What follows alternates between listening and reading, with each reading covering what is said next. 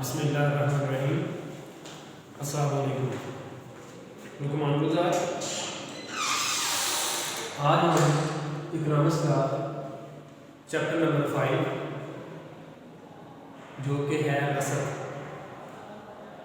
उसका आज हम टॉपिक पढ़ेंगे रसद की तफादली मसावात का ग्राफ। पिछले लेक्चर में हमने जो हो चुके हैं हमारे लेक्चर पीछे वाले, उसमें पहले मैंने आपको रसद के बारे में बताया था, फिर मैंने रसद और ज़ख़ीरा के बारे में आपको बताया, फिर हमने कानून रसद किया।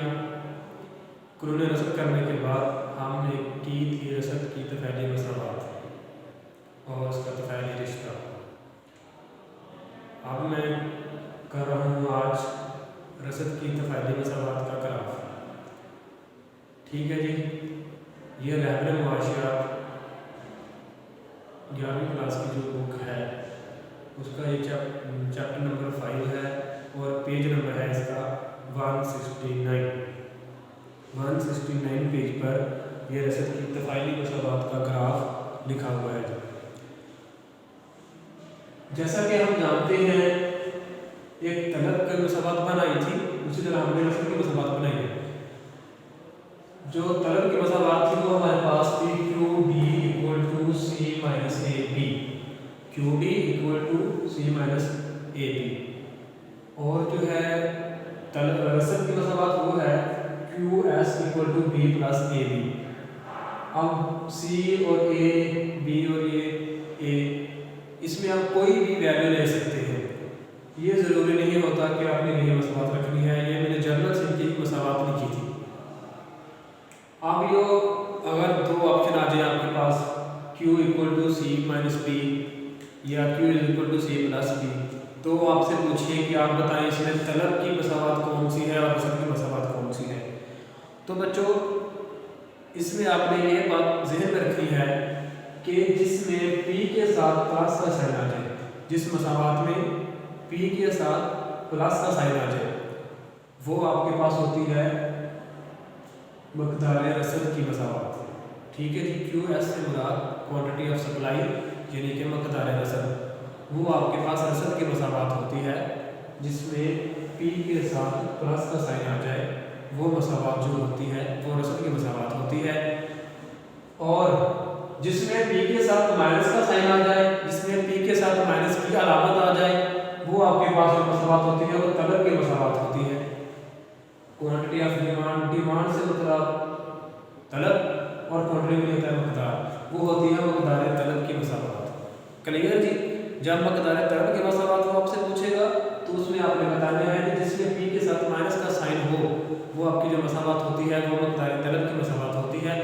ये आपसे वो MCQ में पूछ सकता है।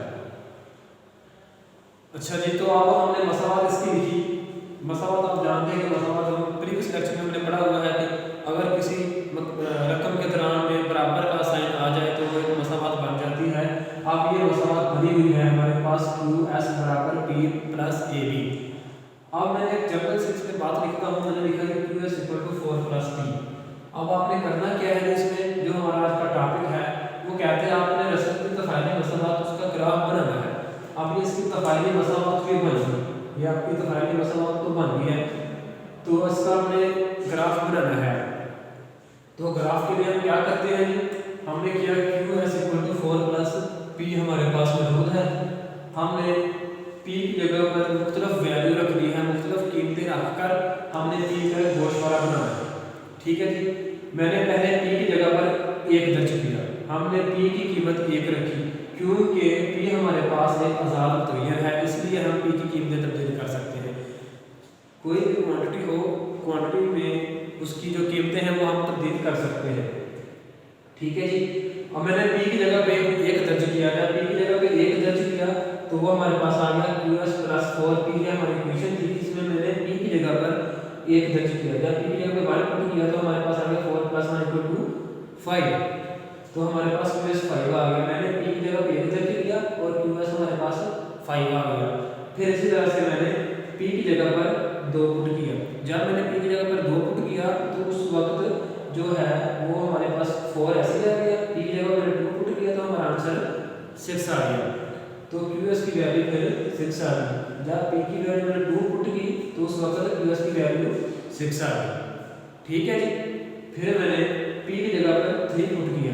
जब मैंने पी की जगह पर 3 पुट किया तो पी की जगह पर 3 पुट करने से मेरे पास जो आंसर आया वो 7 आ गया। अब ये जो 7 आंसर है वो क्यू एस का आया। मैंने पी की जगह पर 3 पुट किया तो हमारे पास जो आंसर था वो 7 आ गया। उसके बाद मैंने क्या किया कि मैंने पी की जगह पर 4 पुट किया। पी की जगह पर मैंने 4 पुट किया तो उस वक्त जब हमारा आंसर आया तो वो आ गया 8। 4 प्लस पी की जगह 4 आ गया और ये वाला ऑलरेडी हमारे पास 4 था। 4 प्लस 4 हमारे पास आ गया 8। ये देखिए ये हमारे पास था 4 प्लस पी। अब पी की जगह पर मैंने 4 लगाया तो हमारा आंसर 8 आ गया। क्लियर होगी यहाँ तक? जो पीछे थे वो ये थे, इसमें क्या वैसे थे ना 4 प्लस पी था तो मैंने पी की जगह पर 3 पुट किया था। इसमें मैंने पी की जगह पर 2 पुट किया, इधर पी की जगह पर मैंने 1 पुट किया। जब आप पी की जगह पर पी लगाई जा रहे हैं तो हमारे पास जो है वो आंसर इसके बनते जा रहे हैं। ठीक है कि हमारे पास क्यू एस के मुख्तलिफ आंसर आते जा रहे हैं। तो अब ये क्यू एस के मुख्तलिफ आंसर आए हैं, ये हमने इधर पुट कर दिए। अब हमारे पास ये गोशवारा बन गया है। जब गोशवारा बन जाता है, गोशवारा बनाने के बाद क्या हमें इसका ग्राफ बनाना है, क्योंकि उसने पूछा है इसका आप ग्राफ भी बना कर दिखाएं। तो मैं फिर आपको उसका ग्राफ बना के दिखाता हूँ।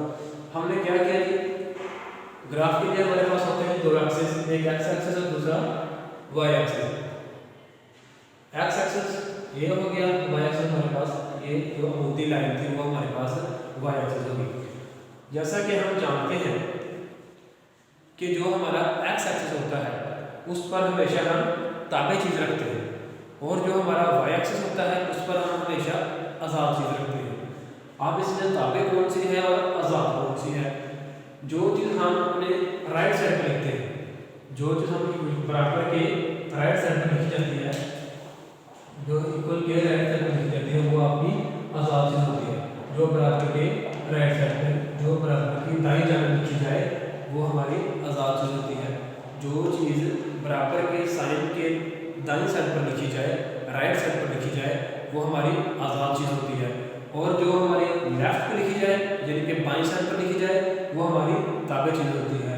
अब आप इसमें देखें जो क्यू एस है वो हमने बाईं जानब लिखा हुआ है। जब ये बाईं जानब लिखा हुआ है तो इसका मतलब ये है कि ये हमारे पास ताबे चीज़ है। और जो चीज़ हमारी राइट साइड पर लिखी गई है ये वाली सारी ये हमारी आज़ाद चीज़ है। जो चीज़ बराबर के दाएं जानब लिखी जाएगी वो आज़ाद होगी और जो चीज़ बराबर के बाएं जानब लिखी जाएगी वो ताबे होगी। हमने एक्स एक्सिस पर हमेशा ताबे चीज़ रखनी है और वाई एक्सिस पर हमेशा हमने आज़ाद चीज़ रखनी है। तो इधर मैंने पॉइंट्स शो करवा दिए 1 2 3 4 5 6, यानी कि रसद की मकदार जो थी क्यू एस हमारे पास रसद की मकदार बनता है। ये हमारे पास ताबे थी, ये मैंने इधर लिखी एक्स एक्सिस के ऊपर, ठीक है। और वाई एक्सिस पर मैंने आज़ाद चीज़ रख दी, वो हमारे पास कीमत थी, कीमत हमारे पास आज़ाद है तो वो मैंने वाई एक्सिस के ऊपर रख दी। अच्छा, अब इस गोशवारे के मुताबिक हम इसका ग्राफ ड्रा करेंगे, ठीक है जी। गोशवारे में क्या है, मैंने पहले पी की वैल्यू लिखी हुई है 1। जब पी की वैल्यू 1 है तो उधर आपकी जो क्वांटिटी ऑफ सप्लाई है वो कितनी है जी 5 है। हमने क्या किया जी, इधर कीमत 1 के सामने और क्वांटिटी ऑफ सप्लाई के सामने 5, उसके सामने हमने एक पॉइंट ड्रा कर लिया। ये वाला जो पॉइंट हमारा शो हुआ है ये हमारा क्वांटिटी ऑफ सप्लाई का जो तापमान ये और जो प्राइस थी वो ये। अब हमने 1 के सामने और 5 के सामने एक पॉइंट ड्रा कर लिया। उसके बाद क्या किया जी, मैंने फिर 2 देखा, जब प्राइस 2 हो तो उधर मकदारें कितनी होती है 6 होती है। अब मैंने इधर 2 के सामने और इधर 6 के सामने मैंने एक पॉइंट ड्रा कर दिया। अब इस पॉइंट पर आप जाकर रुकेंगे तो देखेंगे कि पॉइंट जो है 6 के सामने लगा हुआ है और इधर ये 2 के सामने लगा हुआ है, ठीक है जी। दोनों के सामने मैंने एक पॉइंट लगा दिया, ठीक है। इस पॉइंट पर जाके जो वैल्यू आती है वो एक्स की 6 आ रही है इस जगह पर जाके और वाई की 2 आ रही है। एक्स मेरे पास रसद की मकदार है और वाई मेरे पास कीमत है, तो रसद की मकदार हमारे पास 6 शो होगी इधर और कीमत मेरे पास इधर 2 शो होगी। उसके बाद फिर मैंने इधर 3 के सामने और 7 के सामने एक पॉइंट लगाया, ये मेरा पॉइंट आ गया 3 के सामने और 7 के सामने। फिर मैंने इधर पॉइंट लगाया, उसके बाद 4 पे चला गया जहाँ पर कीमत 4 हो और उसकी प्राइस 8 हो, सॉरी जो सप्लाई है वो 8 हो। आपको इसकी 4 के सामने और 8 के सामने प्राइस 4 और क्वांटिटी ऑफ सप्लाई वो 8, इधर इन्हें पर था, इस 4 के सामने और 8 के सामने मैंने निशान लगा दिया। ठीक हो गया जी। जब ये मेरे पास पॉइंट क्लियर हो गए, ये पॉइंट ये पॉइंट ये पॉइंट और ये पॉइंट, आपने कम से कम इसकी 4 वैल्यू ले लेनी है। 4 वैल्यू से आपकी लाइन सीधी लग जाती है। आप 3 से भी करवा सकते हैं, 2 से भी करवा सकते हैं, लेकिन वो बहुत छोटा ग्राफ बनेगा। इसलिए जो है वो ज़रूरी है कि इसमें आप कम से कम 4 वैल्यू दर्ज करें। ठीक है जी। तो जब ये 4 पॉइंट मेरे पास हासिल हो गए, फिर मैंने क्या किया जी, 4 पॉइंट्स को आपस में मिला दिया, उनको आपस में मैंने लाइन के साथ मिला दिया। ये मैंने लाइन लगाई 4 पॉइंट्स को आपस में मिलाने के लिए। जब ये 4 पॉइंट आपस में मिले तो इनके पास एक लाइन बन गई, एक खत बन गया। उस लाइन को हम कहते हैं कि वो जो लाइन है वो रसद की लाइन है। लाइन को हम उसमें खत का नाम भी दे देते हैं, वो हमारे पास रसद का खत है। ये खत रसद है। खत रसद की खसूसियात में मैंने आपको बताया था कि खत रसद की खसूसियत ये होती है कि ये हमेशा बाएं से दाएं तरफ, नीचे से ऊपर की तरफ होता है, नीचे से ऊपर की तरफ होता है ये हमेशा। ठीक है जी। रसद की जो खत होता है, आपको ये जो लाइन बनी है, इसकी लाइन बनी है, ये बनी है हमारे पास 4 प्लस पी की। तो इस लाइन के ऊपर मैंने 4 प्लस पी लिख दिया, क्वांटिटी ऑफ सप्लाई की 4 प्लस पी ये लाइन बनी है। ये क्या शो करवा रहा है कि पी की जगह पे आप 1 पुट करेंगे, 2 पुट करेंगे, 3 पुट करेंगे या 4 पुट करेंगे तो इसका जो रिजल्ट आएगा वो इस तरह से आएगा। ये वाली लाइन बनेगी। ये जो हमारी लाइन है ये खत रसद की लाइन है, और खत रसद की लाइन को मैंने एस और एस से शो करवा दिया है। एस से बुला देने की सप्लाई, ये हमारे पास जो लाइन है ये सप्लाई की एक लाइन है। सप्लाई कहते हैं रसद को। रसद को इंग्लिश में सप्लाई कहा जाता है, इसलिए ये एस में है, ये सप्लाई के रसद को शो करता है। ये हमारे पास एक लाइन आ गई। इसमें हमने गोशवारा बना दिया, इसका एक ग्राफ भी बना दिया। ग्राफ और गोशवारा बनाने के बाद जो हमारे पास हो है रसद की तफाइल मसलबात का ग्राफ हमारा पूरा हो गया, कंप्लीट हो गया। अब आपने करना इसमें क्या है जी, यहाँ तक ग्राफ बनाने के बाद ये ग्राफ आपको जब बन जाए उसके बाद आपने क्या करना है, इसकी आपने फिर एक्सप्लेनेशन भी करनी है, इसकी वजाहत भी करनी है। इसकी वजाहत आप अपने अल्फाज में भी कर सकते हैं। आप क्या कहेंगे जी, वो सबसे पहले आप कहेंगे कि हमने एक्स एक्सेस के ऊपर मकदार रसद को लिया और वाई एक्सेस के ऊपर हमने कीमत को लिया। तो फिर हमने इनके पॉइंट्स आपस में मिला दिए, यानी कि कैसे पॉइंट मिला दिए, जहाँ पर कीमत 1 हो वहाँ पर जो मकदार रसद है वो 5 है, और जहाँ पर कीमत 2 हो वहाँ पर जो मकदार रसद है वो 6 है, यहाँ पर कीमत 3 हो वहाँ पर जो मकदार रसद है वो 7 है, और यहाँ पर कीमत 4 हो वहाँ पर जो मकदार रसद है वो 8 है। इस तरह से हमने ये नुकात हासिल किए और इन नुकात को फिर आपस में मिलाने से हमारे पास एक खत बन गया। वो जो खत था उसको हमने एस एस का नाम दिया, वो एस एस जो है वो हमारे पास खत रसद है। ठीक हो गया जी, क्लियर यहाँ तक? इसकी वजाहत आप कर सकते हैं। अब वो क्वेश्चन आपको पेपर में कैसे दे सकते हैं जी, उसने आपको पेपर में कहना है कि आपके पास ये मसावात है, इस मसावात की ग्राफी शक्ल बनाएं, इस मसावात को ग्राफ के ज़रिए से मुकम्मल कीजिए। अगर आपके पास रहबर मुआशरात की किताब हो तो उसमें जो आपकी एक्सरसाइज है उसकी एक्सरसाइज पेज नंबर 190 पे ऑलमोस्ट तकरीबन बन रही है। तो 190 पेज के ऊपर 190 पेज के ऊपर आपका क्वेश्चन नंबर 8 होगा। रहबर मुआशरात फर्स्ट ईयर, उसकी जो किताब के पेज नंबर 190 पेज पर सवाल नंबर 8 है हमारे पास। सवाल नंबर 8 में उसने कहा है जी, रसद की तफाली मसावात से क्या मुराद है। ये जो मैंने आपको पिछले लेक्चर में डेफिनेशन करवा दी थी, आपने वो डेफिनेशन इसमें लिखनी है। उस डेफिनेशन को लिखने के बाद आपने उसने कहा है कि दर्ज झैल मसावातों की ग्राफी तमीर कीजिए।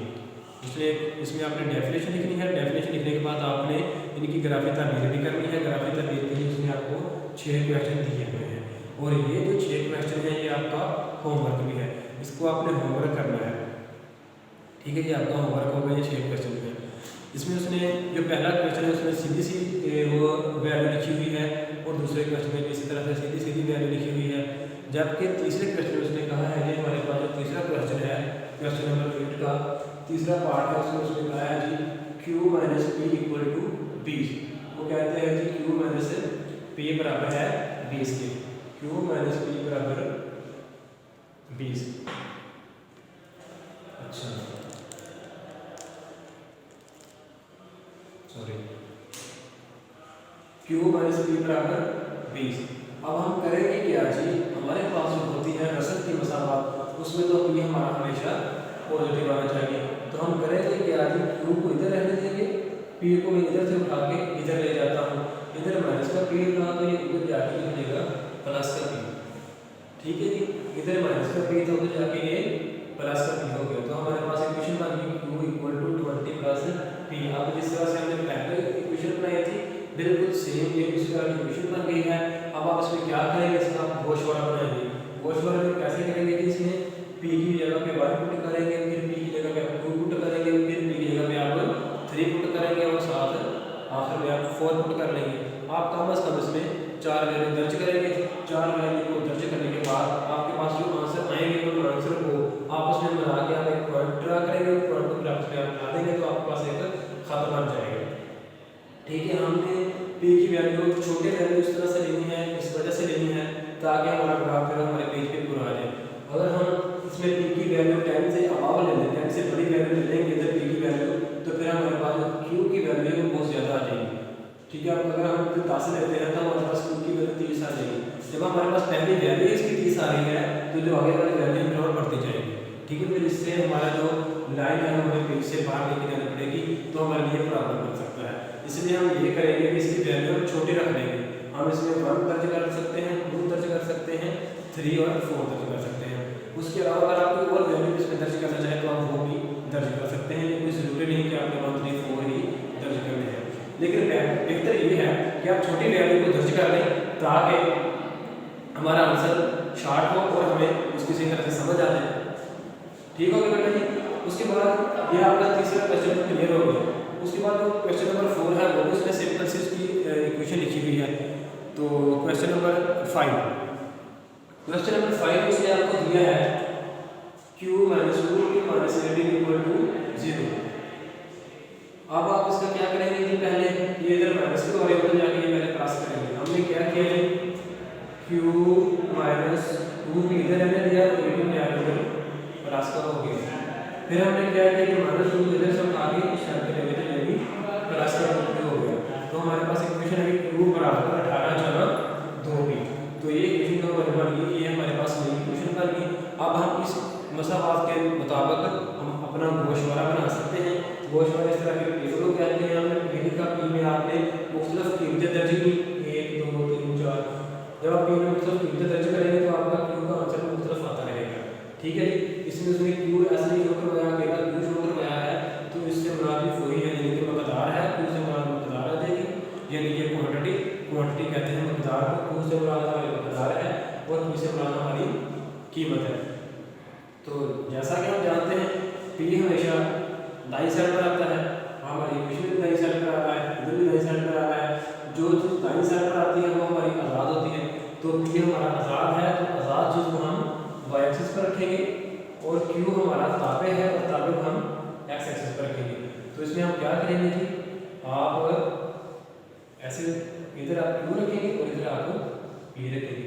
Q में आप 1, 2, 3, 4 सो ऑन, इधर 1, 2, 3, 4 सो ऑन कीमत लगा कर फिर आप जब आपके पास गोशवारा मौजूद होगा, जब आपके पास गोशवारा मौजूद होगा तो तब आपको इसकी डायग्राम बनाना कोई मुश्किल नहीं होगी।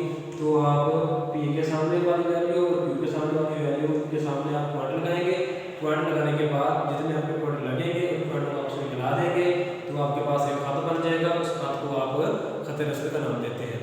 ठीक है, और आप ये बात आपने हमेशा ज़हन में रखनी है कि जो रस्म का खत होता है वो हमेशा इस तरह से होता है, नीचे से ऊपर की तरफ। ये खत जो है रस्म का खत तो हमेशा इस तरह से बनता है, ऊपर से नीचे। ठीक है, बाएं से दाएं, ये नीचे से ऊपर, ये ऊपर से नीचे, इस तरह की ये लाइन लगती है। ठीक है, ये रस्म का खत होता है। अगर आपका खत आपका आंसर इससे अपोजिट आ रहा है और आपका खत ऐसे लग रहा है तो इसका मतलब ये है कि आपका क्वेश्चन गलत हो रहा है, क्योंकि ये वाली जो लाइन है ये तलब की लाइन होती है, ये डिमांड की कलम होता है, ये तलब की लाइन होती है। और जो इस तरह से होता है ये सप्लाई का होता है, ये रस्म का खत होता है। ठीक है जी, रस्म का खत हमेशा नीचे से ऊपर की तरफ लगता है और तलब का खत हमेशा ऊपर से नीचे की तरफ लगता है। ठीक है। है जी, ये हमारा आज का टॉपिक था रसल की तफ़ाइली मसावात। इसके मुताबिक जो आपको बोर्ड में क्वेश्चन आना है वो भी मैंने आपको बता दिया है, वो किस तरह से आपसे क्वेश्चन पूछ सकता है जी। ठीक हो गया जी। अगर किसी को समझ नहीं आई तो वो मुझे टेस्ट कर सकता है।